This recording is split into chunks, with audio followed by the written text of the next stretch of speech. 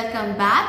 तो चलिए अब हम शुरू करते हैं असुर के बाद बिल्कुल एडजॉइनिंग नेक्स्ट एनर्जी फील्ड जो कि है शोष। शोष एनर्जी फील्ड का मतलब आ जाता है रिलीज करना, रिमूव करना, मिटा देना, खत्म करना, दूर करना, ड्राई करना यानी कि सुखाना। ठीक है, और इसके बारे दिया है वाइटल फोर्स, वाइटल एनर्जी, प्राण शक्ति। ठीक है, जब आपके सेल्स जो है फुली चार्ज हो जाते हैं विद द लाइफ फोर्स, ठीक है, तो आपका बॉडी का इम्यून सिस्टम स्ट्रांग रहता है, आपकी हेल्थ हेल्दी रहती है। ठीक है, अब इसे कुछ रोगों के साथ भी जोड़ा गया है। वो रोग कौन से हैं? वो रोग हैं आपके फेफड़ों से रिलेटेड यानी कि लंग्स से रिलेटेड, जैसे कि टीबी।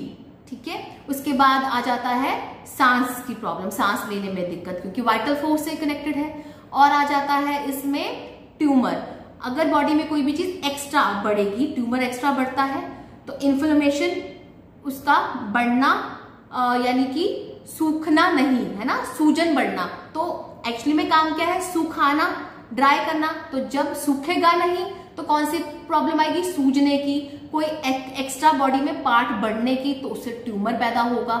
सूखेगा नहीं तो इन्फ्लेमेशन पैदा होगी। तो इस तरीके से उसके रिलेटेड ही उसके रोग बताए गए हैं। अगर शोष में अगर दोष आ गया तो उससे उसी के जो बेनिफिट्स है, यानी ये सुखाता है, दबाता है, रिलीज करता है, अब उन्हीं चीजों को वो बांध लेगा यानी रिलीज नहीं करेगा तो बॉडी में टॉक्सिन्स पैदा होंगे, राइट। बॉडी डिटॉक्सिफाई नहीं होगी तो बॉडी में रुक जाएगा। जब बॉडी में गंदगी या नेगेटिविटी रुकेगी तो ऑटोमेटिकली ऐसे रोग लगेंगे। ठीक है, इन्फ्लेमेशन या ट्यूमर का पैदा होना।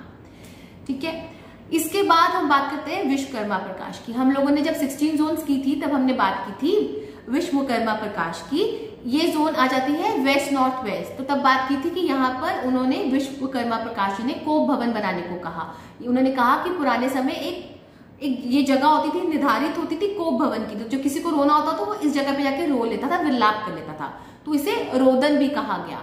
ठीक है, तो ऑटोमेटिकली क्यों? ताकि हम रिलीज कर सके अपने डिप्रेशन को। कोई भी ऐसी सिचुएशन आ गई है उसमें ठहर ना जाए, रुक ना जाए, उसे रिलीज कर दे रोककर, रोदन, इसलिए उसे रोदन कहा गया। प्रॉब्लम कब है और प्रॉब्लम कब नहीं है वो कैसे पता चलेगा? ठीक है, तो देखिए प्रॉब्लम कब नहीं है, जब भी कोई व्यक्ति किसी भी सिचुएशन से लड़ने की हिम्मत रखेगा, बल रखेगा, ठीक है, किसी भी सिचुएशन को समझेगा कि ये वक्त है और ये चला जाएगा और उससे लड़ेगा और आगे बढ़ेगा, तो यानी कि शोष की प्रॉब्लम नहीं है।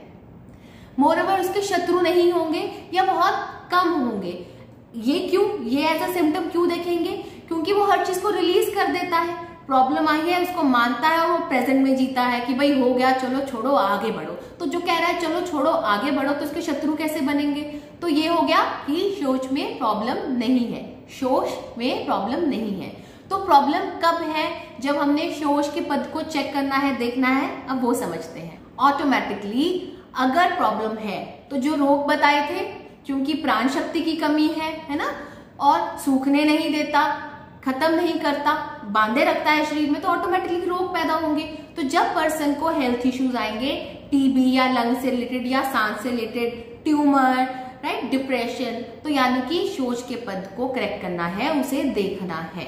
मोरओवर अब रोग आ ही गया तो वो हील स्लो होगा, क्योंकि शास्त्रों में शोष को शनि भी बताया है। शनि का क्या मतलब है? शनि मतलब आता है स्लो मूविंग, यानी धीमी गति में चलने वाला। तो अब हेल्थ इश्यू आ गया है, वो धीरे धीरे ही खत्म होगा। मोरओवर और क्या सिम्टम्स है? छोटी छोटी सी बातों को, सिचुएशंस को बड़ा करना या बड़े तरीके से देखना। भाई ये क्या हो गया, मेरे साथ ही क्यों होता है, भगवान मेरे साथ ही ऐसा क्यों करता है? तो छोटी छोटी प्रॉब्लम्स को पकड़ लेना, ठीक है, ये एक सिम्टम हुआ। या छोटी छोटी प्रॉब्लम से घबरा जाना और वहीं पर रुक जाना, कितने दिन या कितने पल सोचते रहना, तो ये भी सिम्टम हुआ। ठीक है, यहाँ पर दिक्कत है। तो अब हल क्या है? हल की तरफ चलते हैं। तो शास्त्र में अगेन वही बात दी है, प्राणायाम, क्योंकि वो हमारी थॉट्स पर काम करती है, हमारे मन पर काम करती है, रुकने नहीं देती है, हमारे नेगेटिव थॉट्स को रिलीज करने का काम करती है। प्राण शक्ति, वाइटल फोर्स बॉडी के अंदर बढ़ती है, हर सेल को अच्छे से ऑक्सीजन एनर्जी मिलती है। ठीक है, तो हेल्थ कभी खराब नहीं होगी। ठीक है, सोचने की सही क्षमता मिलेगी। तो जो प्राणायाम है वो नंबर 1। अब आगे बताया है शास्त्रों में, अगर हम बात करें मेहमत ग्रंथ की, तो मेहमत ग्रंथ में दिया है कि यहाँ पे नृत्य का कक्ष बनाए, नृत्य या संगीत या कला का कक्ष बनाए, क्योंकि जो नृत्य है, डांस है या गाना गाना है या कोई कला है, वो ऑटोमेटिकली हमारे अंदर जो दबे हुए थॉट्स हैं उनको रिलीज करती है, बाहर निकालती है। ठीक है, और क्या दिया है, विश्वकर्मा प्रकाश में दिया था कि यहाँ पर आप टॉयलेट बना सकते हैं। ठीक है, तो यहाँ पर टॉयलेट आ सकता है, डस्टबिन रख सकते हैं। इसके अलावा एक और उपाय है, वो है जो कि आप असुर में भी यूज कर सकते हैं, वो है तिल का प्रयोग। अगर हम शोष में देखेंगे तो तिल का प्रयोग आप करेंगे नीले रंग के कपड़े में बांधकर या पोटली बनाकर इस स्थान पर रख सकते हैं। और अगर हम असुर के पद में प्रॉब्लम आ रही है, अगर असुर से प्रॉब्लम आ रही है, यानी ताल बिगड़ गया है, असुर सुर से नहीं चल रहा है, तो वहां पर काले तिल का प्रयोग करेंगे, लेकिन पीले रंग के कपड़े में। ये डिफरेंस है, ये याद रख लीजिएगा, नोट कर लीजिएगा। अब एक चीज और, मैं आपको जो भी उपाय बताती हूँ वो मैं आपको जर्नलाइज बताती हूँ जो शास्त्रों में दिए हैं। ठीक है, ये वो उपाय है जो कोई भी कर लेगा तो उसे प्रॉब्लम नहीं आएगी। थोड़ा सा आपने लेफ्ट या राइट रख दिया तो इससे प्रॉब्लम नहीं आएगी, चलो माना कि रिजल्ट भी नहीं आया, लेकिन अगर आपने सही रखा तो रिजल्ट आएगा। मोरओवर, अगर मैंने आपको कुछ ऐसी चीजें बताई जो कि शास्त्रों में दी है, जैसे कि कुछ सिंबल्स का यूज करना है, रत्नों का यूज करना है, सुगंध का यूज करना है, फ्लावर्स का या जड़ी बूटियों का यूज करना है, वो स्पेसिफिक हो जाती हैं, यानी कि वो इंडिविजुअलाइज्ड हो जाती हैं। ठीक है, तो वो डिफर करेंगी। तो उसके लिए आप कुंडली को देखें और उस पर्सन को की प्रॉब्लम स्पेसिफिकली क्या आ रही है उससे रिलेट करके उसका यूज करें। इसलिए मैं आपको वो रेमेडीज नहीं बता सकती हूँ, तो आप इनका यूज इजीली कर सकते हैं, बिना किसी झिझक का कर सकते हैं। मोरओवर, ये जो जोन है इनसे डरने की जरूरत नहीं है। लोग नॉर्मली कह देते हैं west north west is the zone of depression, तो हमेशा ही डिप्रेशन देगी, है ना? ऐसा नहीं है, ये जोन आपको कला भी देगी अगर आपने इस जोन का सही से यूज किया। यानी कि यहाँ पे कुछ पल आप बैठे हैं, यहाँ पे टॉयलेट है या कोई स्टोर है, या फिर आप लगा सकते हैं यहाँ पे नाचने का, या जैसे मैंने अभी आपको बताया कला का, आप कोई ड्राइंग्स वगैरह करते हैं, आपके बच्चे यहाँ पे ड्राइंग्स करते हैं, तो उनका ऑटोमेटिक टैलेंट भी एनहांस होगा।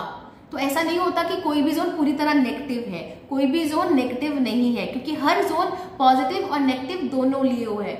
मैंने आपको बताया पॉजिटिव क्या है, रिलीज करना, तो ये रिलीज भी तो कर रही है। हर सिचुएशन हमें अफेक्ट करती है, पर वो कितना अफेक्ट करती है, for a minute, for an hour, for a day और फॉर अ मंथ, वो इंपॉर्टेंट करता है। अफेक्ट तो हर चीज करती है, लेकिन रिलीज होना यही तो जोन देती है, तो ये नेगेटिव कैसे हुई? ठीक है, तो हर चीज को पॉजिटिवली देखिए, प्रॉब्लम आ रही है तो इसका सोल्यूशन कीजिए। ठीक है, थैंक यू फॉर नाउ, मिलेंगे अब अपने नेक्स्ट एनर्जी फील्ड में। Thank you.